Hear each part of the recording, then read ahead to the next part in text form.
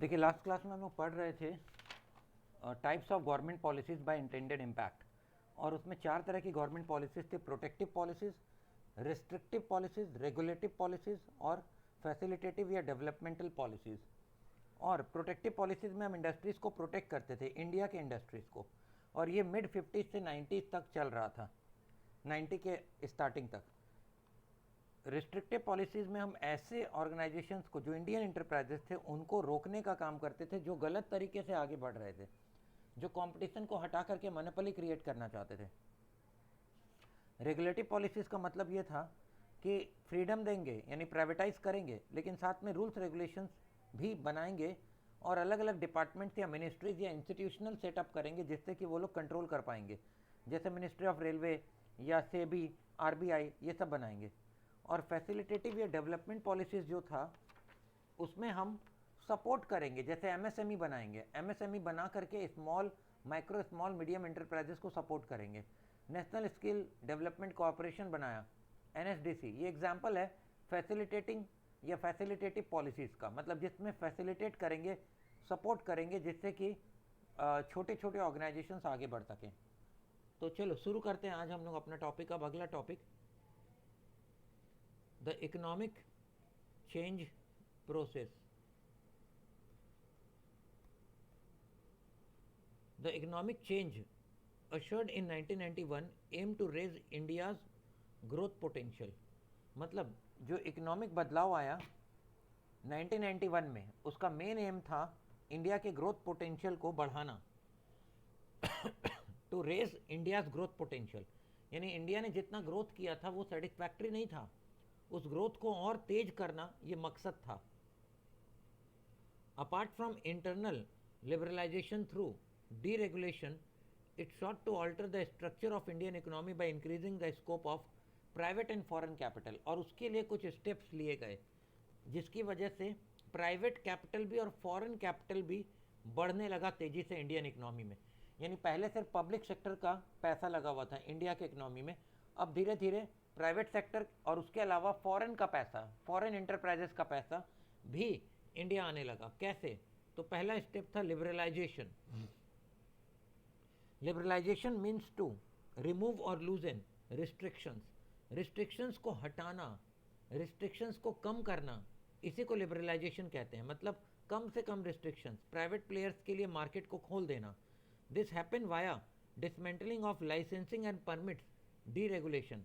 बोल रहा है कि लाइसेंसिंग और परमिट्स को डिसमेंटल कर दिया गया, डिसमेंटलिंग, हटा दिया गया। इसको बोलते हैं रिमूवल ऑफ लाइसेंस राज। मतलब ये जो 1950 से लेकर के 90 की शुरुआत तक जो लाइसेंस राज चल रहा था, उस लाइसेंस राज को ख़त्म करने की शुरुआत कर दी गई। मतलब dismantling of licensing and permits, D regulation, यानी उनको लाइसेंसेस को हटाना, परमिट्स लेने वाले प्रोविजंस को हटाना। अब ये लाइसेंस राज था क्या, थोड़ा ध्यान देंगे। लाइसेंस राज जो था was scrapped on 24th of July 1991, 1991 को। और आपको याद होगा 1991 जो में था ना, ये जो उस समय पीएम थे PV Narasimha Rao,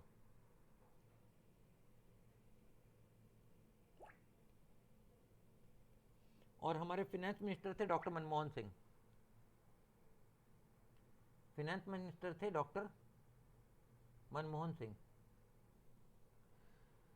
license Raj was, क्या था licence Raj? Licence Raj was system of licences, comma regulations that restricted the setup and running of businesses in India between 1947 and 1990। देखो क्या था, लाइसेंस राज को 1991 में 24 जुलाई 91 को स्क्रैप कर दिया गया, हटा दिया गया by PM P V Narasimha Rao. License Raj was system of licenses, मतलब हर काम के लिए लाइसेंस लेना पड़ेगा, बिना लाइसेंस के आप कर नहीं पाओगे। Regulations that restricted the setup and running of businesses in India. कैसा रिस्ट्रिक्शन, सुन लो, आप प्लांट मशीनरी में एक सर्टेन अमाउंट से ज़्यादा इन्वेस्टमेंट नहीं कर सकते हैं। अगर आप उससे ज़्यादा इन्वेस्टमेंट करेंगे तो आपको प्रोडक्शन करके एक्सपोर्ट करने नहीं दिया जाएगा, आपको रोक दिया जाएगा। यानी आपको एक लिमिट से ज़्यादा बड़ा बिजनेस नहीं खड़ा करना है। ये सब लाइसेंस राज में होता था, मतलब किसी भी आदमी को मोनोपोली वो क्रिएट कर सके या बहुत बड़ा बिजनेस कर सके, इसकी परमिशन नहीं दी जाती थी। तो इससे एक्सपोर्ट्स में बहुत प्रॉब्लम आती थी, क्योंकि एक्सपोर्ट करने के लिए कॉस्ट इफेक्टिव होना ज़रूरी था, मतलब कॉस्ट को कम करना ज़रूरी था। और लागत को कम करने के लिए तो प्रोडक्शन बढ़ाना पड़ेगा ना, मशीनरीज बढ़ाने पड़ेंगे ना, सेटअप बढ़ाना पड़ेगा ना, पूंजी लगाना पड़ेगा ना। और तो उसमें रिस्ट्रिक्शन था उस समय लाइसेंस राज में। कुछ समझ में आ रहा है क्या प्रॉब्लम था? Yes sir. तो वैसे सिचुएशन में हम कैसे प्राइवेट सेक्टर आगे बढ़ पाते, कैसे प्राइवेट सेक्टर बिजनेस को बड़ा कर पाते? तो वो रिस्ट्रिक्शंस जो लगाया गया था, कुछ सोच समझ कर लगाया गया था गवर्नमेंट के द्वारा स्टार्टिंग में। लेकिन जब लगा कि अब इस पॉलिसी की ज़रूरत नहीं है, लाइसेंस राज की ज़रूरत नहीं है, तो 1991 में जाकर इसे ख़त्म कर दिया गया। ईजिंग ऑफ अप्रूवल, अप्रूवल मिलने में अब आसानी होने लगी। And systematic loosening of legislative and administrative control over business. और धीरे धीरे गवर्नमेंट का जो कंट्रोल था बिजनेस के ऊपर, लेजिस्लेटिव यानी लॉ के कारण, और एडमिनिस्ट्रेटिव कंट्रोल भी गवर्नमेंट ने अपना कम करना शुरू कर दिया। सिस्टमेटिक लूजनिंग मतलब छोड़ देना शुरू किया। यानी हमने अपने इंडिया के बिजनेसेस को बोला, जाओ दौड़ो और जी लो अपनी ज़िंदगी, मतलब जो करना है करो, आगे बढ़ो। हाँ, रूल्स रेगुलेशन बनाए ताकि वो फ्रॉड ना कर सके, लेकिन उनको सपोर्ट करना शुरू किया, प्राइवेट प्लेयर्स को। We have already noted that the policy regime prior to 1990s was characterized by a host of restrictions on private sector। यानी 1990s के पहले जो पॉलिसी रिजाइम था वो रिस्ट्रिक्शंस के रूप में था प्राइवेट सेक्टर पर। While it is a debatable whether these restrictions were relevant at the time when they were imposed at the first place। यानी एक डिबेट वाला इशू है कि जब पहली बार ये सब रिस्ट्रिक्शंस लगाए गए थे तो क्या उनको लगाना चाहिए था, क्या उनको लगाना चाहिए था या नहीं लगाना चाहिए था। ये एक डिबेटेबल इशू है। आज की डेट में वो डिबेट पॉसिबल है, लेकिन अब उसका कोई मतलब नहीं रह जाता है, क्योंकि वो समय बीत चुका है, वो पूरा एरा खत्म हो चुका है, अब 50 साल निकल चुके हैं। तो सवाल अभी ये नहीं है कि उस समय जो रिस्ट्रिक्शंस लगाए गए थे वो सही थे या गलत थे, वो एक डिबेटेबल इशू है। लेकिन this restriction certainly seem to have outlive their utility. लेकिन उन रिस्ट्रिक्शंस के कारण ऐसा नहीं है कि इंडियन फर्म्स को फ़ायदा नहीं हुआ था, फ़ायदा भी हुआ था। This restriction included the reservation of A sizable number of industries for public sector. यानी बहुत बड़े नंबर्स में पब्लिक सेक्टर के इंडस्ट्रीज को रिजर्व किया गया कि वही ये काम कर पाएंगे, वही बिजनेस कर पाएंगे। The requirement of obtaining licenses for capacity installation and augmentation. Augmentation का मतलब होता है इंक्रीमेंट, यहाँ पर लिख लो, ऑगमेंटेशन मतलब इंक्रीमेंट, बढ़ाने के लिए।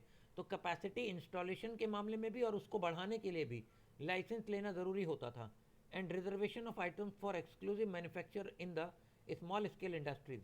और कई ऐसे आइटम्स थे जो सिर्फ और सिर्फ स्मॉल स्केल इंडस्ट्रीज ही बना पाते, ये अलाउ किया गया था। स्मॉल स्केल मतलब छोटी कंपनियां, जो छोटे एंटरप्राइजेस थे, केवल वही बना पाएंगे, बड़े ऑर्गेनाइजेशंस को अलाउ नहीं किया गया था। Seen from this perspective, liberalisation में be defined as a systematic progress of या process of the enlargement and enhancement of the freedom of private sector in the economy. और इकोनॉमी में प्राइवेट सेक्टर को freedom, उनको जो दिया जाने वाला फ्रीडम था उसको बढ़ाने वाले प्रोसेस को ही हम कहते हैं, सिस्टमेटिक प्रोसेस को हम कहते हैं लिबरलाइजेशन। यानी प्राइवेट सेक्टर को दी जाने वाली छूट जैसे जैसे बढ़ाते गए हम इसको कह सकते हैं कि ये लिबरलाइजेशन का दौर था, शुरू हुआ था 1991 से, starting with manufacturing and then services, infrastructure and even the strategic sector such as defence production. One has seen systematic creation of greater opportunities for private sector. तो हमने धीरे धीरे मैन्युफैक्चरिंग वाले एरियाज में, सर्विसेज में, इंफ्रास्ट्रक्चर में, defence में, defence में जो प्रोडक्शन होता है उन सब में हमने सिस्टमेटिक क्रिएशन किया of greater opportunities for private sector. Government ने ऐसा काम किया, धीरे धीरे प्राइवेट सेक्टर के लिए रास्ते खोल दिए। आपको पता है टाटा मोटर्स आज से नहीं, कई कई साल पहले से, बहुत समय पहले से डिफेंस के लिए गाड़ियां बना कर दे रही है उनके रिक्वायरमेंट के हिसाब से। मतलब मजबूत गाड़ियां, बुलेट प्रूफ गाड़ियां, जिस पे बॉम्ब का भी असर ना हो वैसी गाड़ियां, इस तरह से बहुत सारी चीज़ें टाटा मोटर्स बना कर दे रहे हैं। टाटा मोटर्स तो एक प्राइवेट सेक्टर है, तो गवर्नमेंट ने अलाउ किया, इसी वजह से प्राइवेट सेक्टर इस तरह से सर्विस दे पाया, गवर्नमेंट को सपोर्ट कर पाया। Understood? Yes, Yes, sir. sir. Yes, sir. देखो अगला पेज, टेबल 4, विंड्स ऑफ चेंज, बदलाव की हवा, industrial liberalisation in India. The list of industries reserved solely for the public sector. मतलब पहले जो इंडस्ट्रीज केवल और केवल पब्लिक सेक्टर के लिए रिजर्व थी, which use to cover 18 industries, जिसमें कि आयरन स्टील भी शामिल था, हैवी प्लांट मशीनरी शामिल थे। जैसे एक कंपनी है BHEL, Bharat heavy electricals limited, ये इलेक्ट्रिकल से रिलेटेड हैवी प्लांट्स बनाती है। वैसे ये पब्लिक सेक्टर कंपनी है। तो iron steel, heavy plant machinery, telecommunication, telecom equipment, minerals, oil, mining, air transport services यानी airlines, electricity generation and distribution has been drastically reduced to 3। मतलब जहां 18 इंडस्ट्रीज ये सब काम में लगी हुई थी पब्लिक सेक्टर में, उनमें से अब बच गई बाद में 3, defence aircraft, warships, atomic energy generation and railway and transport. और बाद में इन इंडस्ट्रीज को कंसोलिडेट कर दिया गया। मतलब 18 तरह की जो इंडस्ट्रीज थी जो केवल पब्लिक सेक्टर ही वो काम कर पाती थी, उन सब में अलाउ कर दिया गया किसको? प्राइवेट सेक्टर को। केवल ये 3 बचा, डिफेंस का aircraft, warships, atomic energy generation and railway transport, ये अभी भी पब्लिक सेक्टर के हाथ में रखा गया। मतलब 18 से घटा के 3 पर ले आए हम लोग, ताकि पब्लिक सेक्टर को रास्ता मिले, उनको भी ग्रो करने का अपॉर्चुनिटी मिले। Industrial licensing by the central government has been almost abolished except for a few hazardous and environmentally sensitive industries such as alcohol, cigarettes, industrial explosive, aerospace, drugs and pharmaceuticals। बोल रहे हैं कि government ने industrial licensing को abolish कर दिया। मतलब अब इंडस्ट्रियल लाइसेंस नहीं लेना पड़ेगा किसी भी प्रोडक्ट को बनाने के लिए, एक्सेप्ट कुछ सेंसिटिव इंडस्ट्रीज को अभी भी रखा गया उसमें, जैसे अल्कोहल। अब इसको बिना लाइसेंस के अलाउ करते जाएंगे तो कोई कितना भी बनाएगा, ये हमारे सोसाइटी के लिए अच्छा नहीं है। सिगरेट्स या इंडस्ट्रियल एक्सप्लोजिव्स यानी जो विस्फोटक होते हैं जिनसे विस्फोट किया जाता है, जैसे अभी ट्विन टावर को उड़ाया गया इंडिया में, तो वैसे केस में उसको जिन एक्सप्लोजिव्स का इस्तेमाल करके उड़ाया गया वो एक्सप्लोजिव भी तो कोई ना कोई कंपनी बनाती होगी। एरोस्पेस यानी आसमान, हवा, उस पर कंट्रोल, ड्रग्स और फार्मास्यूटिकल्स यानी दवाइयाँ, इन पर अभी भी लाइसेंस वाला कंडीशन लगा के रखा हुआ गवर्नमेंट ने। अभी तो फिर भी लिबरल है, लेकिन फिर भी पूरी तरह से इनको लाइसेंस से फ्री नहीं किया गया। यानी इन बिजनेसेस को करने के लिए अभी भी लाइसेंस की ज़रूरत पड़ती है। अगर आप सोचेंगे आप एक दवाई मैन्युफैक्चर कर लें, तो बताइए बिना गवर्नमेंट से लाइसेंस लिए कि आप ऐसा कर पाओगे? No, sir. Answer is no. The requirement that investment by, मतलब सुनो इसका मतलब क्या, बाकी सारे इंडस्ट्रीज को खोल दिया गया प्राइवेट सेक्टर के लिए, केवल इन इंडस्ट्रीज को छोड़कर। The requirement that investment by large industrial houses needed a separate clearance under the monopolies and restrictive trade practices act, MRTP act, last class में भी बताया था। MRTP act to discourage the concentration of economic power was abolished. मतलब बोल रहे हैं कि investment by large industrial houses जिनको सेपरेट क्लियरेंस लेना पड़ता था MRTP एक्ट से, वो क्लियरेंसेस को हटा दिया गया। अब उन्हें वो क्लियरेंसेस नहीं लेने पड़ेंगे। लार्ज इंडस्ट्रियल हाउसेस जो मैन्युफैक्चरिंग करना चाहते हैं, इन्वेस्टमेंट करना चाहते हैं प्लांट मशीनरीज में, बिजनेस में, उनको अब MRTP एक्ट से परमिशन नहीं लेना पड़ेगा, सेपरेट लाइसेंस, सेपरेट क्लियरेंस नहीं लेना पड़ेगा। And that itself is to be replaced by a new competition law, जो मैंने कहा था कंपटीशन एक्ट 2002 से रिप्लेस कर दिया गया, which will attempt to regulate anti competitive behaviour in other ways. मतलब यहाँ पर जो मनी को रिस्ट्रिक्ट करने वाले जो बिहेवियर थे उनको रेगुलेट करने के लिए, ताकि वैसा ना हो। मतलब मनी को रिस्ट्रिक्ट ना किया जा सके, अगर मनी का फ्लो आ रहा है इंडस्ट्रीज में तो आने दिया जाए, उसके लिए पुराने लॉ को हटाकर कंपटीशन एक्ट 2002 बना दिया गया ताकि लिबरलाइजेशन को और आगे बढ़ाया जा सके। आगे, Indian industrial scenario has been almost characterized by long standing policy of reserving production of certain items for the small scale sector। यानी ऐसे कई आइटम्स थे जो सिर्फ स्मॉल स्केल सेक्टर ही बना पाती थी। About 800 items were covered by this policy, और उसमें 800 से भी ज़्यादा आइटम कवर्ड थे इन द लेट 1970s। मतलब 800 से भी ज़्यादा तरह के आइटम्स को बनाने का अधिकार सिर्फ और सिर्फ स्मॉल स्केल इंडस्ट्रीज को दिया गया था, which meant that investment in plant machinery in any individual unit producing this item could not exceed the prescribed ceiling. यानी ये उन्हीं को परमिशन दिया गया था जिनका प्लांट मशीनरी में इन्वेस्टमेंट एक सीलिंग लिमिट के अंदर हो, उससे ऊपर ना हो, दस लिमिटिंग देयर स्केलेबिलिटी। तो वो अपने प्रोडक्शन को एक लिमिट से आगे नहीं ले जा पाएंगे, वो अपने प्रोडक्शन को एक लिमिट से आगे नहीं ले जा पाएंगे, मतलब ये उनको परमिशन दिया गया। Many of the reserve items such as garments, shoes, toys had high export potential. मतलब हम बहुत सारा गारमेंट एक्सपोर्ट करने की स्थिति में थे, शूज, टॉयज, लेकिन कर नहीं पा रहे थे क्योंकि अलाउ ही नहीं किया जा रहा था बड़े ऑर्गेनाइजेशंस को। And the failure to permit development of production units with modern equipment and a larger scale of production severely restricted India's export competitiveness. तो इंडिया के एक्सपोर्ट करने की क्षमता को वो रोक रहा था क्योंकि हमने अलाउ ही नहीं किया था। As a result there has been faced de-reservation of items to unleash the growth potential of promising industries। तो इसीलिए उन restrictions को हटाया गया कि ये जो 800 आइटम सिर्फ एसएसआई बना पाते थे, स्मॉल स्केल इंडस्ट्रीज, उनको बड़े ऑर्गेनाइजेशंस को भी बनाने का पावर दे दिया गया। मतलब कोई भी बना सकता है। पहले डर ये था कि अगर एसएसआईज को हम प्रोटेक्ट नहीं करेंगे तो इंडिया का स्मॉल स्केल इंडस्ट्रीज खत्म हो जाएगा और इंडिया में लोग बेरोजगार हो जाएंगे बहुत ज़्यादा संख्या में। लेकिन धीरे धीरे एक दिन तो ये आना ही था जब ये रिस्ट्रिक्शंस हटाना था, क्योंकि इसको हटाए बिना इंडिया ग्लोबल लीडर नहीं बन सकता, ग्लोबल मार्केट में अपना डोमिनेंस नहीं ला सकता। समझ में आ रहा है? Yes, sir. और एक बात, इंडिया ने ये जो ग्लोबल लिबरलाइजेशन का जो दौर शुरू हुआ था ना, वेस्टर्न कंट्रीज के कंपैरिजन में 10 साल कम से कम हम लेट हो गए थे। ये पक्की बात है। मतलब इंग्लैंड में, यूके में, मैं आगे पढ़ाऊंगा आपको, ये रिफॉर्म्स 10 साल पहले ही आ गए थे। मतलब 1979 से शुरू हो गए थे और 1990 तक आते आते तो ऑलरेडी हो गए थे, लेकिन इंडिया में तो 1990 के बाद शुरू हुआ था। तो हम ये कह सकते हैं कि शायद अगर ये 10 साल और पहले स्टार्ट हुआ होता तो शायद आज हमारा इंडिया और ज़्यादा तरक्की कर रहा होता। देखो ये अगेन एक डिबेटेबल इशू है, समझ गए बात को? Yes, sir. Yes, sir.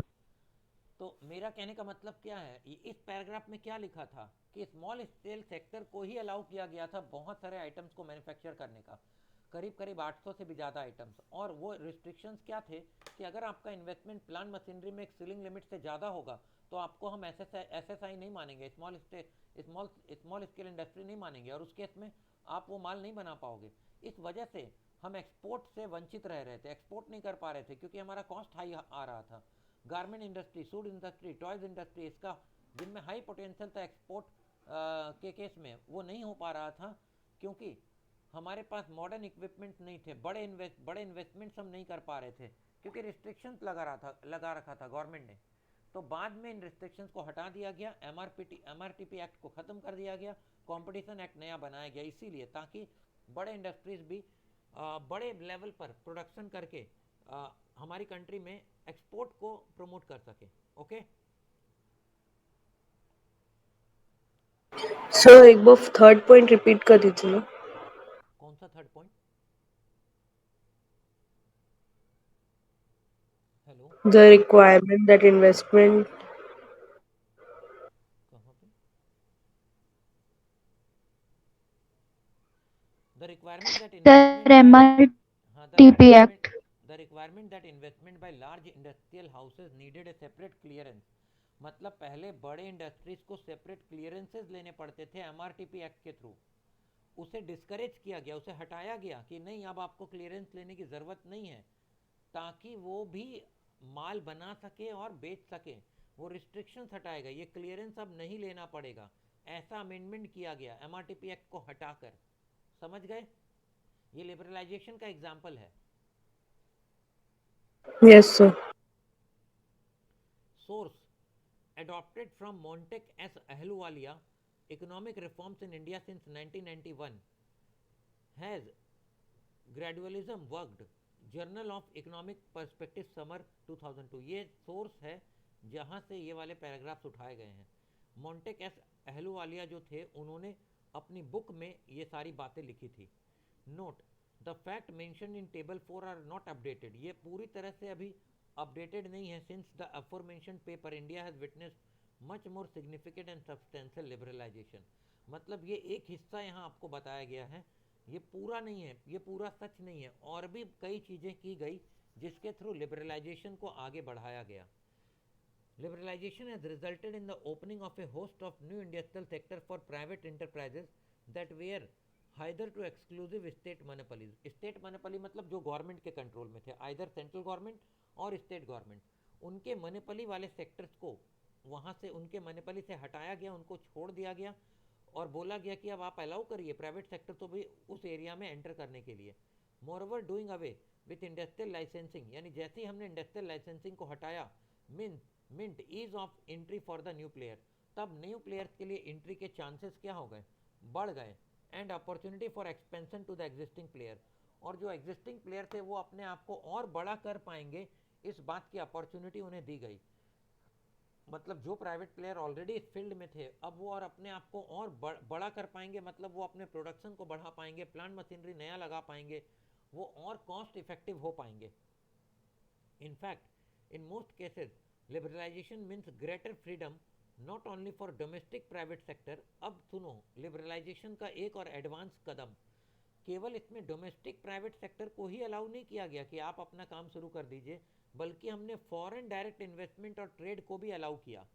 FDI allow किया, फॉरेन डायरेक्ट इन्वेस्टमेंट, कि आओ इंडिया आओ और सीधा सीधा इन्वेस्ट करो। दो तरीके से, अगर अपनी फैक्ट्री खोलनी है, अपना सब्सिडरी कंपनी बनाना है, बना लो। खुद फैक्ट्री लगाना लगा लो, नहीं लगा सकते तो इंडियन कंपनीज में पैसे लगाओ, इंडियन कंपनी के शेयर खरीद लो और उन्हें मोटिवेट करो, उन्हें एडुकेट करो, उन्हें नई नई टेक्नोलॉजी बताओ और इंडिया में तुम भी कमाओ और इंडिया वालों को भी आगे ले जाओ। समझ में आ रहा है बात? Yes sir. मतलब लिबरलाइजेशन का जब दौर शुरू हुआ तो उसमें हमने केवल प्राइवेट सेक्टर जो इंडियन थे, केवल उन्हीं को नहीं प्रमोट किया, बल्कि किसको और अलाउ किया? Direct investment. Foreign direct investment. As a result, various industries have undergone a virtual metamorphosis। अब ये लो एक नया टेक्निकल वर्ड, क्या है? मेटामॉर्फोसिस। इसका क्या मतलब होता है? A complete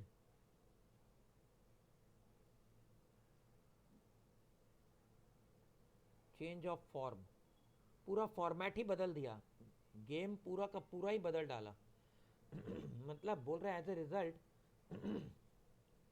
various industries have undergone a virtual metamorphosis, यानी बहुत बड़ा बदलाव बहुत सारे ऑर्गेनाइजेशंस में आया, उनके काम करने का पूरा तरीका ही बदल गया। नोटेबली अमॉन्ग दीज हैव, जहाँ सबसे ज़्यादा बदलाव आया वो था banking sector, insurance sector, telecom, automobile, consumer durable and even FMCG items. ध्यान से सुनो, मैं तो विटनेस्ड हूँ इसका, मतलब मैंने सब देखा है अपनी लाइफ में। 1991 के पहले पता है सरकारी बैंक कैसे काम करते थे? कोई काम ही नहीं करता था। बैंक जाओ तो वहाँ पर आधा टाइम टेबल पे कोई बैठा ही नहीं होता था। लंच टाइम आधा घंटा है तो 2 घंटा गायब रहते थे। सुबह 10 बजे आना है तो 11 बजे आते थे। कोई भी काम करने बोलो तो बोलते थे 2 दिन बाद आना, 5 दिन बाद आना, 10 दिन बाद आना। ये सब एटीट्यूड था उनका, बैंकिंग एम्प्लॉयज़ का, और काम करने का कोई मन नहीं होता था। तो प्राइवेट प्लेयर को जैसे ही मौका दिया गया उसके बाद फटाफट खुलने लगे। आईसीआईसीआई बैंक, उसके बाद आपका और बहुत सारे प्राइवेट बैंक्स हैं, जैसे फॉर एग्जांपल, क्या एग्जांपल दो प्राइवेट बैंक का? आईडीबीआई बैंक, और बताओ। एक्सिस बैंक है। एक्सिस बैंक, जिसका पहले नाम था UTI bank, HDFC bank. HDFC bank, ये सब तो प्राइवेट बैंक थे। और सुनो, ये तो प्राइवेट बैंक जो इंडियन बैंक थे वो भी, और फॉरेन बैंक्स को भी मौका दिया गया। Hong Kong bank, bank of Singapore, बोलो, ऐसे करके बहुत सारे प्राइवेट बैंक को भी अलाउ कर दिए गए, सिटी ग्रुप को अलाउ किया गया, बैंक खोलने का परमिशन दिया गया। तो वैसे केस में जब वो लोग आए ना, तब ये जितने भी ये पुराने ट्रेडिशनल सरकारी बैंक थे ना, ये हिल गए ऊपर से नीचे तक, क्योंकि इनको जिंदा रहने के लिए इनको भी सर्विस देना पड़ेगा, आप समझे। और वैसे केस में कंप्यूटराइजेशन का दौर शुरू हुआ, सारे बैंकों को कंप्यूटराइज किया गया, कोर बैंकिंग शुरू किया गया। कोर बैंकिंग का कॉन्सेप्ट मतलब ब्रांच नाम का कॉन्सेप्ट ही खत्म कर दो। आप पैसा कहीं भी डाल सकते हो, कहीं भी निकाल सकते हो। आप यहाँ से जाओगे इंडिया में, कहीं भी ट्रैवल करोगे, कहीं भी एटीएम कार्ड से पैसा निकाल सकते हो। तो यहाँ पर ब्रांच का कॉन्सेप्ट को ही खत्म कर दिया गया कोर बैंकिंग में। तो प्राइवेट बैंक में भी बहुत सुधार आया है, बहुत सुधार। अब पहले जैसी बात नहीं है, प्राइवेट बैंक को भी स्ट्रगल करना पड़ता है बिजनेस लाने के लिए, वो भी मेहनत करने लगे हैं पहले के मुकाबले। समझ में आ रहा है? Sir. Yes sir. Insurance sir. Sector में, इंश्योरेंस में पहले सिर्फ एलआईसी थी ना इंडिया में, बोलो। Yes, sir. और अब Yes, sir. कितने सारे प्राइवेट प्लेयर्स हैं, बहुत सारे। टाटा आई है, उसके बाद मैक्स न्यूयॉर्क लाइफ, पता नहीं और बहुत सारे नाम। टेलीकॉम सेक्टर, पहले ओनली बीएसएनएल थी ना, ओनली बीएसएनएल एंड एमटीएनएल, और बाद में अब तो एयरटेल और जियो छा गए हैं अब तो मार्केट में। Yes sir. ऑटोमोबाइल सेक्टर, पहले सिर्फ हमारे पास एम्बेसडर कार हुआ करती थी, और अब तो आप एन नंबर ऑफ कंपनी से जिसका ले लो, इतने ऑप्शंस आपके पास अवेलेबल है। Consumer durable items, even fast moving consumer goods, FMCG item, यानी जितना भी आप shaving cream, nail polish, makeup का सामान, FMCG fast moving consumer goods, तेल, साबुन, कंघी, जो भी है, मतलब जितने भी गुड्स हम डेली बेसिस पर यूज करते हैं, इन सारे सेक्टर्स में अलाउ किया गया। आपको पता है मल्टी ब्रांड, सुन लो ध्यान से, मल्टी ब्रांड रिटेल पहले अलाउड नहीं था इंडिया में। मतलब अगर किसी कंपनी को अपना ब्रांड खोलना था तो सिंगल ब्रांड के नाम से खोल सकते थे। मतलब मल्टी ब्रांड स्टोर क्या होता है, सुनो मैं बता रहा हूँ। जैसे अगर आप सपोज बिग बाजार में घुसेंगे तो वहां पर क्या एक ब्रांड का सामान मिलता है? No, sir. No sir. तो पहले क्या था, मल्टी ब्रांड स्टोर नहीं खोल सकते थे फॉरेन कंपनीज, मतलब अलाउ ही नहीं किया जाता था। फॉरेन कंपनीज इंडिया में आकर मल्टी ब्रांड स्टोर नहीं खोल सकते थे, लेकिन फिर बाद में धीरे धीरे अलाउ किया जाने लगा। प्राइवेटाइजेशन में हम पढ़ेंगे आगे अभी। जैसे मैं बेस्ट एग्जांपल दूंगा प्राइवेटाइजेशन का अभी आगे। जैसे अलाउ किया गया वॉलमार्ट को कि वो अपना डायरेक्ट स्टोर खोल सकते हैं, मल्टी ब्रांड स्टोर इंडिया में, और खोला है उन्होंने, बहुत सारे स्टोर खोले हैं। ये हमने पढ़ा था बिजनेस ऑर्गेनाइजेशन वाले चैप्टर में, बोलो। Yes sir. Yes, sir. Yes, sir. तो देखो, we have also seen transformation in retail sector with the emergence of shopping mall and e commerce.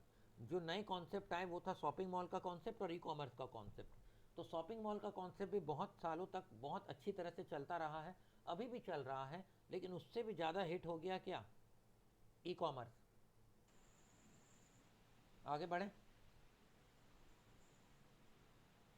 Yes sir. तो Yes, sir. लिबरलाइजेशन के बिना क्या ये सब चीज़ें पॉसिबल थी क्या? No, sir. सर। अब देखो प्राइवेटाइजेशन क्या है। Privatisation as a strategy had been experimented in western world a decade earlier than that we experimented in India. Decade मतलब 10 साल पहले, 10 years back, 10 साल पहले वो एक्सपेरिमेंट करना शुरू कर चुके थे। During the prime ministership of Mrs Margaret Thatcher, British coal mines were privatise. सुनो, मार्गरेट थैचर जो है यूके की, इंग्लैंड की प्राइम मिनिस्टर थी, और इन्होंने राज किया है 1979 से लेकर 1990 के बीच में। और इस दौरान इन्होंने, मतलब इन्हीं को लीडर कहा जाता है प्राइवेटाइजेशन का। किसको? मिसेज मार्गरेट थैचर को। याद रखना, ये सब काम की बात है। तो during the prime ministership of Mrs Margaret Thatcher, British coal mines को प्राइवेटाइज कर दिया गया, और many of components of national health care services and educational school education services को भी प्राइवेटाइज कर दिया गया। मतलब इन्होंने बड़े लेवल पर ये जो प्राइम मिनिस्टर थी, इन्होंने प्राइवेटाइजेशन शुरू कर दिया था। कब से? 1979 से उसकी शुरुआत कर दी थी। Privatisation refers to managerial approach of changing the ownership structure of one और मोर गवर्नमेंट ओन्ड इंस्टीट्यूशंस। यानी जो गवर्नमेंट ओन्ड इंस्टीट्यूशंस थे, धीरे धीरे उनका ओनरशिप स्ट्रक्चर को बदलते जाना, मतलब धीरे धीरे उसमें प्राइवेट प्लेयर्स का पार्टिसिपेशन बढ़ाते जाना, यानी शेयर्स को प्राइवेट प्लेयर्स के हाथ में देते जाना। ये मतलब है प्राइवेटाइजेशन का, यानी पब्लिक का जो कंट्रोल था, गवर्नमेंट का जो कंट्रोल था, गवर्नमेंट ओन्ड इंडस्ट्री इंस्टीट्यूशंस को धीरे धीरे किसके हाथों में सौंपते जाना, बोलो। Private parties. Private partner. Private players के The हाथ में, parties. ठीक है। Privatisation can be advantageous in terms of higher flexibility and scope of innovation. It offers along with cost savings many a times. मतलब प्राइवेटाइजेशन के बहुत सारे फायदे भी थे। कैसे? फ्लेक्सिबिलिटी बढ़ जाएगी, इनोवेशंस का स्कोप बढ़ जाएगा, ज़्यादा इनोवेशंस होंगे, और साथ ही साथ कॉस्ट सेविंग्स भी बढ़ेगा। तो फ्लेक्सिबल होंगे ना, प्राइवेट प्लेयर फ्लेक्सिबल होते हैं। सुनो, एक अगर आप सपोज किसी गवर्नमेंट नौकरी में आप है, तो वैसे केस में आप उतना बॉदर नहीं करेंगे, काम हो चाहे ना हो। मतलब काम हो गया तो भी ठीक, नहीं हुआ तो भी ठीक। कोई आया आपके पास, आपने काम कर दिया, ठीक है, लटका दिया तो भी ठीक है। लेकिन अगर आपका अपना बिजनेस होगा, छोटा से छोटा अपॉर्चुनिटी भी आप मिस करोगे क्या? No, sir. नहीं। No, sir. तो वैसे केस में कहाँ पे ज़्यादा फ्लेक्सिबिलिटी होती है, बताओ। Private. ये अपना marketing policy, marketing strategy, production करने का स्ट्रैटेजी, सब कुछ फ्लेक्सिबल कर सकते हैं, बदल सकते हैं। लेकिन पब्लिक सेक्टर उतनी तेजी से फ्लेक्सिबल नहीं होते हैं। Scope of innovation private sector में ज़्यादा होता है। कॉस्ट सेविंग प्राइवेट सेक्टर में मेनी ए टाइम्स हम ज़्यादा कर सकते हैं, कॉस्ट सेविंग। लेकिन इसका कुछ एडवर्स इम्पैक्ट भी आता है, जैसे एम्प्लॉयज़ का मोरल डाउन होता है। सुनो, आज भी इंडिया में अगर किसी लड़की वालों के माँ बाप को कहा जाए कि लड़का, दो ऑप्शन है, एक लड़का गवर्नमेंट जॉब में है और दूसरा प्राइवेट नौकरी करता है, फर्स्ट प्रेफरेंस लोग किसको देते हैं? Government job. Government job. Government job. Government job. समझ में आ रहा है? क्योंकि Sir. वहां पे जॉब सिक्योरिटी होती है ना, पता है नौकरी नहीं जाने वाली है। प्राइवेट सेक्टर में क्या कंफर्म है कि नौकरी रहेगी कल को? No, No, sir. sir. आपको पता है बेंगलोर में जितने भी सॉफ्टवेयर इंजीनियर काम करते हैं, उनको ये भी नहीं पता होता कि अगले सप्ताह या अगले महीना वो जॉब में रहेंगे भी कि नहीं रहेंगे, क्योंकि ले ऑफ होता है, नंबर्स अच्छे खासे, एक साथ 200 एम्प्लॉय को बैठा दिया जाता है। तो वैसे केस में कब किसका नंबर आ जाएगा बोला नहीं जा सकता। लेकिन पब्लिक सेक्टर में अगर आप रहेंगे तो जॉब जाने के चांसेस बहुत ही ज़्यादा कम होते हैं। Okay. Yes, sir. And generate fears of dislocation और टर्मिनेशन। तो प्राइवेट सेक्टर में डिसलोकेशन या टर्मिनेशन के चांसेस ज़्यादा होते हैं। It looks for accountability and quality in production and service system. Privatisation can be successful if diligent scrutiny by the decision maker is attached to the policy concern. बोल रहे हैं privatisation successful हो सकता है अगर हम बहुत सावधानी से, मतलब स्क्रूटनी करें। डिलीजेंट मतलब बहुत सावधानी से हम स्क्रूटनी करके, by the decision maker is attached to the policy concern, और फिर हम पॉलिसी बनाएं, फिर हम प्राइवेटाइजेशन करें, तो प्राइवेटाइजेशन सक्सेसफुल हो सकता है। मतलब आंख बंद करके थोड़ी प्राइवेट सेक्टर्स को देते जाओ सब कुछ, ऐसा करोगे तो उसके साइड इफेक्ट ज़्यादा होंगे। प्राइवेट सेक्टर क्या ज़्यादा से ज़्यादा नौकरियां पैदा करेंगी, मतलब ज़्यादा नौकरी देने में भरोसा करेंगी, बोलो। No, sir. No, sir. नहीं, क्योंकि उनको तो पैसा कमाना है ना, उनको तो पैसे, प्रॉफिट मैक्सिमाइज करना है। जबकि पब्लिक सेक्टर अंडरटेकिंग का मेन मकसद प्रॉफिट अर्न करना नहीं होता है। वो तो पब्लिक को सर्व करने के लिए काम कर रहे हैं, पब्लिक के बेनिफिट के लिए काम कर रहे हैं, तो वहाँ पर नौकरियों के चांसेस ज़्यादा होते हैं। In the Indian context privatisation efforts was not easy. There were hardly any takers for loss making public sector undertaking. अब सुनो, आप चाहेंगे भी कि प्राइवेटाइजेशन हो जाए, तो इतना आसान थोड़ी ना हो जाना।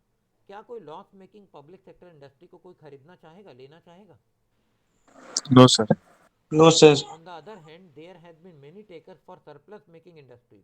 लेकिन जहां पर सरप्लस वाली इंडस्ट्रीज होंगी, उनको हर कोई लेना चाहेगा, बोलो। Yes, sir.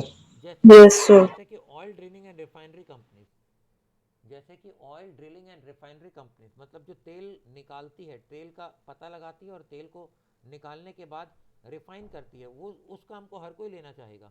या मिनरल एक्सट्रैक्टिंग सेक्टर में हर कोई जाना चाहेगा, जैसे कि कोल निकालने, कोल माइंस अलॉट कर दो, हर कोई लेना चाहेगा। उनको आयरन ओर का माइंस अलॉट करो, हर कोई लेना चाहेगा। जैसे steel authority of India limited को लोग खरीदने के लिए तैयार हो जाएंगे।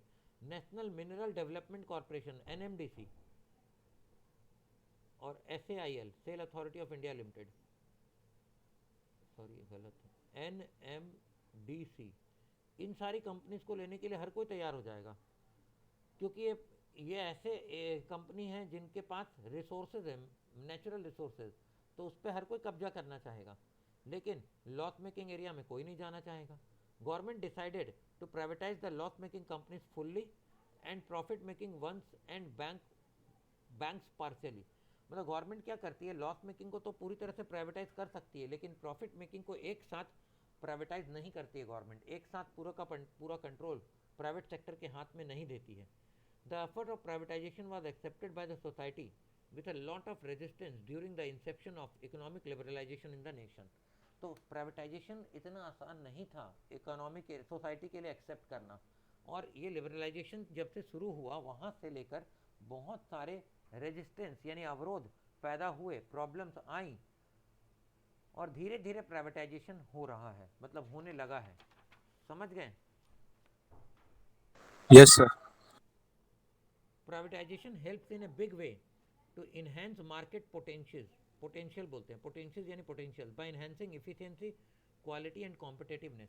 यानी प्राइवेटाइजेशन मदद करता है, कैसे मदद करता है? एफिशिएंसी बढ़ाकर, क्वालिटी में इंप्रूवमेंट करके, कॉम्पिटिटिवनेस लाकर, यानी कंपटीशन का माहौल पैदा करके वो मार्केट के पोटेंशियल को बढ़ाने में मदद करता है, यानी हम और अपनी क्षमता से ज़्यादा काम कर पाएंगे। Privatization is an essentially effective tool for rapid restructuring and reforming the public sector enterprises। तो ये बहुत अच्छा टूल है फॉर रैपिड रिस्ट्रक्चरिंग, ताकि आप पूरा बदलाव कर सकते हैं और रिफॉर्म कर सकते हैं पब्लिक सेक्टर एंटरप्राइजेस को। मतलब प्राइवेट सेक्टर और पब्लिक सेक्टर एंटरप्राइजेस का जो कॉम्बिनेशन है, मिक्सचर है, वो बहुत ज़्यादा मदद कर सकता है इकोनॉमी को आगे ले जाने में। In India also witness in other Nations public sector entities remained inefficient as far as profitability and quality is concerned। सुनो, BSNL का एग्जांपल लो, क्या बहुत ज़्यादा प्रॉफिटेबल है ये ऑर्गेनाइजेशन? बताओ। No, sir. नहीं है, इनफैक्ट लॉस मेकिंग है। और जहाँ तक क्वालिटी की बात है तो बताओ, बहुत क्वालिटी सर्विसेज दे पाती है BSNL आज के ज़माने में? No, sir. नहीं। No, sir. इसीलिए तो प्राइवेट सेक्टर आगे बढ़ चुका है, बहुत आगे आ चुका है। Yes, sir. Yes. क्योंकि प्राइवेट सेक्टर में हमेशा एफिशिएंसी क्या होगी उनके काम करने की? बहुत हाई। बहुत high. They were recurring without a significant aim and mission. Public sector बिना किसी एम और मिशन के काम करते रहते हैं। The private sector on the other hand is perceived to be more self motivated, वो खुद से मोटिवेट होते रहते हैं। इस बात को समझना होगा। देखो, अगर आपको लाइफ में ना सक्सेसफुल होना है, अगर आप चाहते हैं कि फर्स्ट अटेम्प्ट में आप सीए बने, हर बार आपका एग्जाम क्लियर हो, तो आपको खुद को, अपने आप को मोटिवेट करते रहना पड़ेगा, कोई और मोटिवेट करे ना करे। जब आप ये सीख जाएंगे, किसका ऑन है? विष्णु, देखिएगा, तो जब आप सेल्फ मोटिवेटेड होंगे, यानी खुद से अपने आप मोटिवेट होते रहेंगे, जिसको बोलते हैं ना सेल्फ चार्ज, आप खुद से चार्ज हो जाते हैं और पढ़ने बैठ जाते हैं। जब वो दिन आएगा ना, तब आपको आगे बढ़ने से कोई नहीं रोक सकता। अगर हर बार आपको बार बार बोल करके, ठोक पीट करके, मार के बताना पड़े कि पढ़ने बैठो बच्चा, घर में आपके पेरेंट्स आपके पीछे पड़े हैं डंडा लेकर, कोई फ़ायदा नहीं है, आप नहीं बन पाएंगे सीए। क्योंकि जब तक आप सेल्फ मोटिवेटेड नहीं होंगे, आपका तरक्की नहीं होगा। तो प्राइवेट सेक्टर कैसा होता है बताऊं? Self motivated, prolific. प्रोलिफिक क्या होता है? फिर एक टेक्निकल वर्ड है ये। प्रोलिफिक का मतलब होता है हाईली प्रोडक्टिव।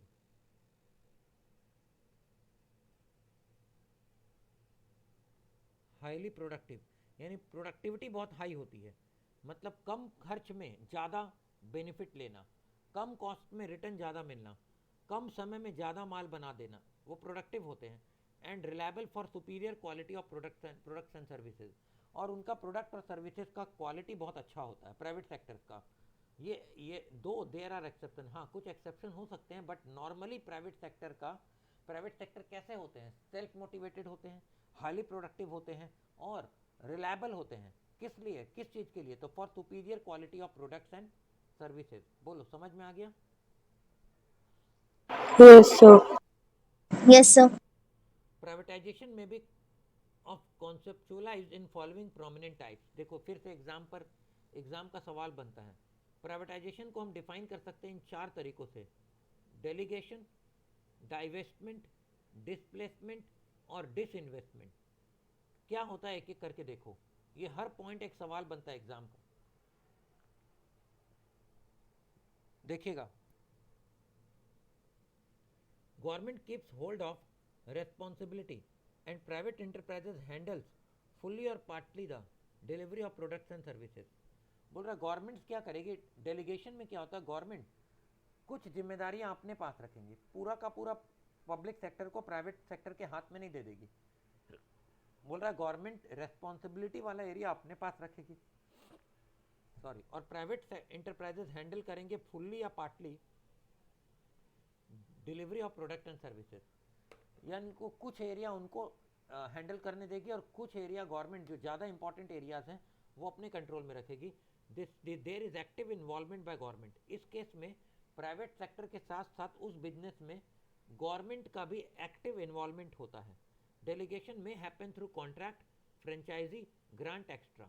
मैं आपको लाइव एग्जांपल दे सकता हूँ।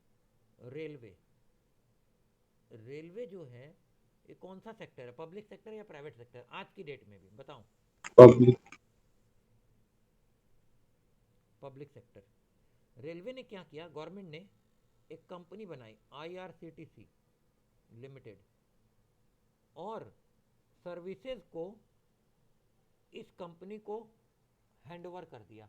मतलब रेलवे का जितना भी सर्विसेज वाला काम है ना, जैसे पैंट्री कार, जैसे बेड या लिनेन देना, वहाँ पर लिनेन मतलब क्या, चादर वगैरह देना, कंबल देना, उसके बाद क्लीनिंग का काम, फिर पैंट्री रन करने का काम, ये सब कुछ किसको दे दिया, प्राइवेट प्लेयर्स को। कैसे दे दिया, एक कंपनी बना ली IRCTC और उसके थ्रू ये काम होगा। या ऑनलाइन टिकट बुकिंग, ये सब कुछ IRCTC हैंडल करेगी। अब इस IRCTC में क्या प्राइवेट प्लेयर्स नहीं है, बताओ। है। अब बताओ गवर्नमेंट ने क्या सारा जिम्मेदारी IRCTC को दे दिया है, नहीं। IRCTC को क्या दिया, सुनो, केवल प्रोडक्ट और सर्विसेज की डिलीवरी का काम दिया, जिम्मेदारी वाला कोई काम नहीं दिया। सुनो, रेलवे ट्रैक बनाना है IRCTC बनाएगी, बताओ। नहीं। रेलवे को रन करना मतलब ट्रेन चलाना है एक जगह से दूसरे जगह, उसका पूरा कंट्रोल रूम, उसका कंट्रोल क्या प्राइवेट सेक्टर के हाथ में है, नहीं। No. नहीं। No, sir. नहीं। लेकिन गवर्नमेंट अभी एक और काम करने जा रही है, रेलवे स्टेशन को प्राइवेटाइज कर दे रही है। मतलब रेलवे स्टेशन का रख रखाव, उसमें दुकान रेंट पर देना, ये सब कुछ प्राइवेट सेक्टर के हाथ में होगा और गवर्नमेंट लमसम पैसे लेगी प्राइवेट सेक्टर से। अभी गवर्नमेंट ऐसा करने जा रही है, इसका प्लानिंग चल रहा है और कई जगह गवर्नमेंट ऐसा कर रही है, समझ गए। Yes, sir. ये क्या चीज का एग्जाम्पल है, Delegation. डेलीगेशन का। कोई दिक्कत, No, sir. डाइवेस्टमेंट, ये डिसइन्वेस्टमेंट नहीं है, ये डाइवेस्टमेंट है। Government surrender partial ownership and responsibility. सबसे पहले तो गवर्नमेंट इसमें पार्शियल ओनरशिप और रेस्पॉन्सिबिलिटी सरेंडर कर देती है, मतलब दे देती है। मतलब पार्टली ओनरशिप भी दे देती है और जिम्मेदारियां भी दे देती है, पूरी नहीं, पार्टली। एंड वर्ड है यानी second part, and sells the majority stake to one और more private entities in course of time. और धीरे धीरे प्राइवेट सेक्टर का ओनरशिप बढ़ाते जाती है। इसको बोलते हैं to sell the entity in instalments. एक साथ पूरा नहीं देते हैं प्राइवेट सेक्टर को। पहले मान लो 10% स्टेक दिया, 1-2 साल चला के देखा, फिर 10-15% और दे दिया, फिर 2-3 साल बीत गए, फिर और थोड़ा सा डिसइन्वेस्टमेंट किया, उसके बाद धीरे धीरे पूरा ही दे दिया। ये होता है, इन कोर्स ऑफ टाइम होता है। तो शुरुआत कहाँ से होती है, पार्शियल ओनरशिप और रिस्पॉन्सिबिलिटी ट्रांसफर करने से, और बाद में जाके मेजॉरिटी स्टेक जो है वो हम प्राइवेट एंटिटीज के हाथ में सौंप देते हैं। इसको डाइवेस्टमेंट बोलते हैं, समझ गए। Yes, sir. Yes, sir. आगे डिस्प्लेसमेंट क्या होता है, डिस्प्लेसमेंट देखो ध्यान से। The private enterprises expends and gradually displaces the government entity. मतलब प्राइवेट सेक्टर धीरे धीरे गवर्नमेंट एंटिटी की जगह ले लेगा, मतलब उसके बिजनेस को नहीं खरीदेगा, बल्कि प्राइवेट सेक्टर धीरे धीरे उस एरिया में गवर्नमेंट सेक्टर से बड़ा हो जाएगा। जैसे एग्जांपल BSNL MTNL के साथ अब कौन खड़ा है, तो एयरटेल एंड जियो। कौन बड़ा हो गया बताओ तो? अब बीएसएनएल एमटीएनएल बड़ा है या एयरटेल और जियो बड़ा है? एयरटेल एंड एयरटेल एंड इसको जियो। हम एग्जाम्पल देंगे डिस्प्लेसमेंट का, मतलब क्या एयरटेल और जियो ने बीएसएनएल या एमटीएनएल को खरीदा है क्या? No sir. नहीं नो खरीदा, सर। नहीं खरीदा। लेकिन हम गवर्नमेंट ने क्या किया? Deregulation facilitates privatisation if it enables private sector to challenge a government monopoly. यहाँ उल्टा हो रहा है, प्राइवेट सेक्टर गवर्नमेंट मोनोपोली को चैलेंज कर रहा है कि आओ हमसे फाइट करो। The government monopoly through BSNL and MTNL has been displaced by the private sector. उसको डिस्प्लेस कर दिया गया और ये काम रूल्स रेगुलेशंस बना के होता है। मतलब गवर्नमेंट धीरे धीरे जब स्पेक्ट्रम अलॉट करती है तो अलाउ करती है कि हाँ प्राइवेट प्लेयर भी उस स्पेक्ट्रम को खरीदने के लिए नीलामी में आ सकते हैं आगे, मतलब बिडिंग कर सकते हैं, और जो जीतेगा उस बिडिंग को उसको दे देंगे। तो गवर्नमेंट आज की डेट में इसीलिए तो ये लोग सबसे ज्यादा बिडिंग जीतते हैं, एयरटेल और Jio. Understand? Yes sir. Yes sir. चौथा है डिसइन्वेस्टमेंट। डिसइन्वेस्टमेंट मतलब selling a portion of ownership in a public enterprises to private parties. इसमें सीधा सीधा हम एक बार में जितना देना होता है दे देते हैं, मतलब डिसइन्वेस्टमेंट मतलब अपना शेयर बेच देते हैं। लेकिन इसमें ऐसा नहीं करते हैं कि 10% अभी बेचा, फिर 15% अगले साल, फिर 10% उसके अगले साल, वो सब नहीं करते हैं। वो डाइवेस्टमेंट में होता है।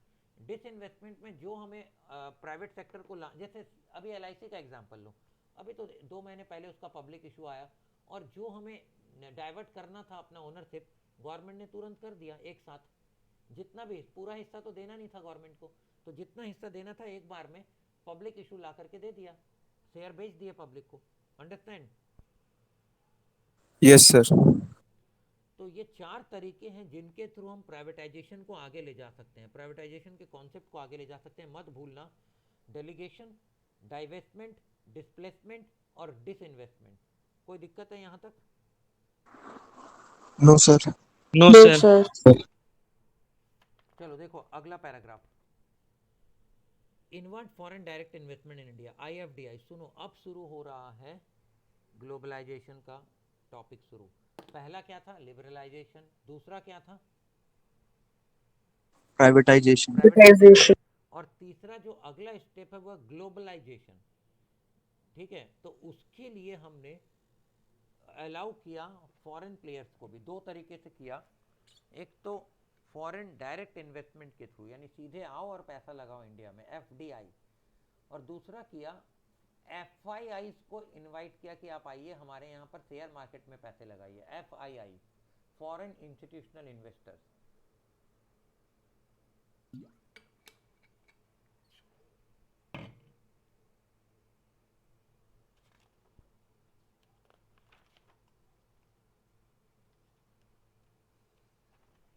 एक काम करते हैं, कुछ क्वेश्चंस पहले करते हैं, अब बहुत हो गया।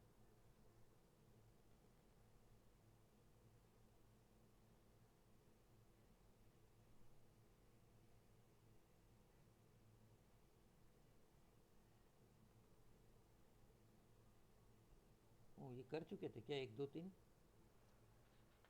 Yes sir. हाँ देखो ये छोड़ा था ना, कौन सा छोड़ा था? नहीं, 5 4 भी हो गया था, 5वां नंबर नहीं किया था हमने, देखो क्योंकि वो टॉपिक नहीं हुआ था। देखना हाँ question, consider the following 2 columnar interpretations of economic policies of liberalization, privatization and globalization and choose the correct combination। और उसका करेक्ट कॉम्बिनेशन बताओ। सबसे पहले आप बताओ लिबरलाइजेशन किसको कहते हैं? Sir deregulation. डीरेगुलेशन को बताओ। अच्छा। और प्राइवेटाइजेशन किसको कहते हैं? Sir mitigation of the role of role of public sector. Mitigation बोलते हैं, mitigation of the role of public sector, यानी पब्लिक सेक्टर के रोल को कम करना, उसको प्राइवेटाइजेशन बोलते हैं। और ग्लोबलाइजेशन किसको बोलते हैं? तो foreign sir. Trade, foreign foreign trade को भी investment. ग्लोबलाइजेशन बोलते हैं।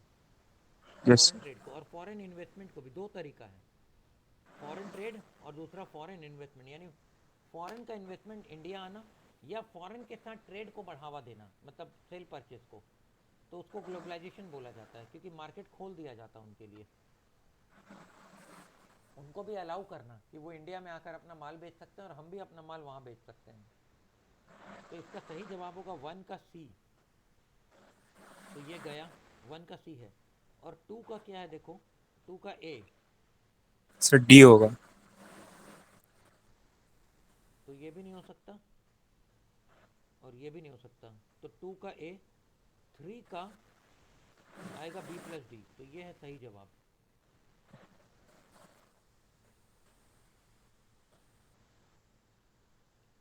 सात नंबर देखो, the form of privatisation where government keeps hold of responsibility and Delegate. Private sector handles the management of it fully और partly is known as. Delegation. Delegation. तो इसी को डेलीगेशन कहते हैं। याद आ रहा है, अभी अभी पढ़ाया था मैंने कि गवर्नमेंट रेस्पॉन्सिबिलिटी वाला एरिया किसके पास रखती है? Delegate. अपने पास, बोलो। और Yes. प्राइवेट इंटरप्राइजेस को बोलते तुम मैनेजमेंट हैंडल करो फुल्ली या पार्टली, रेस्पॉन्सिबिलिटी वाला एरिया तुम हैंडल मत करो। समझ गए? Yes, sir. तो इसको क्या कहते हैं? Delegation.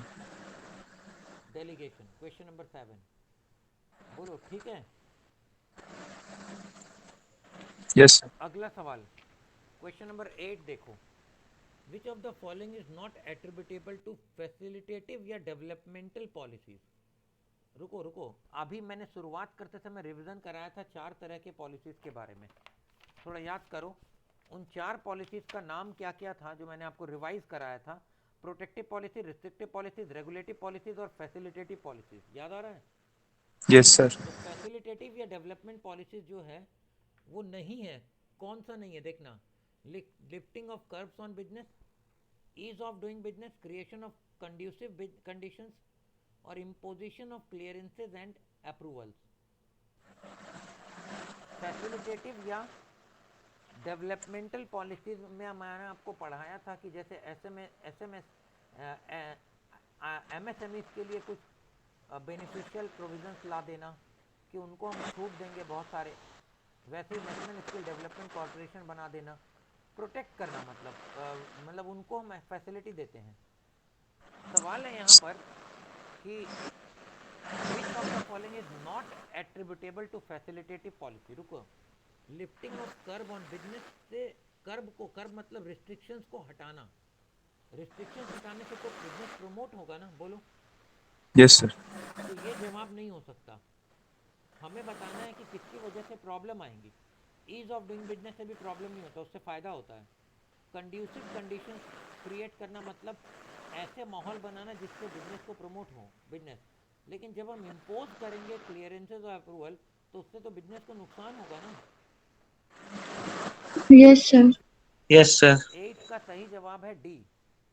मतलब कौन सा यहाँ पर फैसिलिटेटिव या डेवलपमेंट पॉलिसीज का फीचर नहीं है।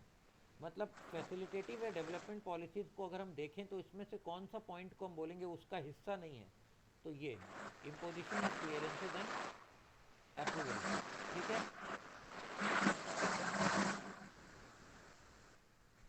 Yes, sir. Question number 9, SEBI, RBI और आईआरडीए आर, ये क्या है बताओ? Regulatory institute. Regulatory institution. Obvious सी बात है, रेगुलेटरी इंस्टीट्यूशन है। इनका काम है रेगुलेशंस को प्रमोट करना, रूल्स रेगुलेशंस को, उनको इम्प्लीमेंट करना, उनको चेक करना। कोई दिक्कत? 10 No, sir. नंबर अभी नहीं बनेगा, 11 नंबर भी नहीं बनेगा, वो एफडीआई का मामला है। अभी एफडीआई नहीं पढ़े हैं, अभी छोड़ो, बस यहीं तक रखो क्वेश्चंस को।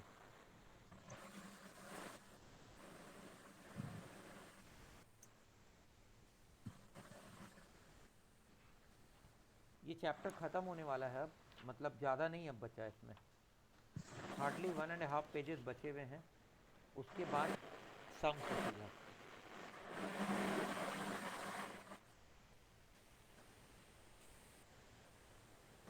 पर आज मैं नहीं पढ़ाऊंगा और क्योंकि ना अभी काफ़ी है।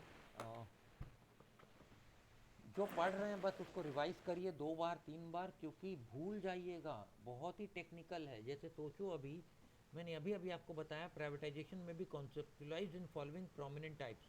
प्राइवेटाइजेशन आप 4 तरह से देख सकते हैं। मैं सही बता रहा हूँ आपको, 4 दिन के बाद याद नहीं रहेगा आपको डाइवेस्टमेंट और डिसइन्वेस्टमेंट में क्या फ़र्क है। कोई अभी मुझे बता सकता है डाइवेस्टमेंट और डिसइन्वेस्टमेंट में क्या फ़र्क है? Investment मतलब वो इंस्टॉलमेंट में उसका ओनरशिप जाएगा धीरे धीरे करके। और हाँ, दिस मतलब कि एक ही बार में एक पोर्शन दे देगा उसको। बस एक ही बार में एक पोर्शन देना है और उसके बारे में बार बार प्लानिंग नहीं करना है, समझ गए? लेकिन बताओ दोनों में ही ओनरशिप जाता है कि नहीं जाता है? हाँ जाता है। सर जाता है। और डिस्प्लेसमेंट क्या होता है? डिस्प्लेसमेंट की क्या खासियत है? डिस्प्लेसमेंट मतलब कि जो प्राइवेट पार्टी है वो जो गवर्नमेंट वो जो कर रहा है उससे भी अपर पार्ट में जाएगा, लेकिन उसका ओनरशिप नहीं लेगा। यस सही बात है, मतलब प्राइवेट प्लेयर अपना काम अपना करेगा, वो गवर्नमेंट से कोई स्टेक नहीं खरीदेगा, लेकिन वो गवर्नमेंट से ज़्यादा पावरफुल हो जाएगा, गवर्नमेंट से ज़्यादा वो बिजनेस को आगे ले जाएगा, गवर्नमेंट को ज़्यादा चैलेंजेस दे पाएगा, समझ गए? इसको डिस्प्लेसमेंट बोलते हैं। क्लियर है? Yes sir. डेलीगेशन में क्या होता है कि हम क्या करते हैं, कुछ मेन जिम्मेदारियां अपने पास रखते हैं और डे टू डे ऑपरेशन वाला पार्ट, प्रोडक्ट और सर्विसेज की डिलीवरी वाला पार्ट या डे टू डे ऑपरेशन से रिलेटेड वाला पार्ट, ये हम प्राइवेट प्लेयर्स को दे देते हैं कॉन्ट्रैक्ट के थ्रू, फ्रेंचाइजी के थ्रू, ग्रांट के थ्रू। अंडरस्टैंड? Yes sir. तो Yes, sir. बहुत ही टेक्निकल है ये सब जो हम पढ़ रहे हैं, अगर उसको समझा नहीं या समझ लिया और बाद में याद नहीं रखा तो एग्जाम में आप गलत आंसर पर टिक करोगे। तो इसीलिए ज़रूरी है कि ये थ्योरी को बार बार पढ़ा जाए और दिमाग में बैठा लिया जाए कि कहाँ क्या है, और एक एक लाइन इसीलिए मैं पढ़ा रहा हूँ क्योंकि किसी भी लाइन से एग्जाम में सवाल बन सकता है, भूलना मत। क्लियर है? Yes sir. Yes, sir. बस ठीक है, फिर कल सुबह हम लोग मिल रहे हैं अपने टाइम पर। आज के लिए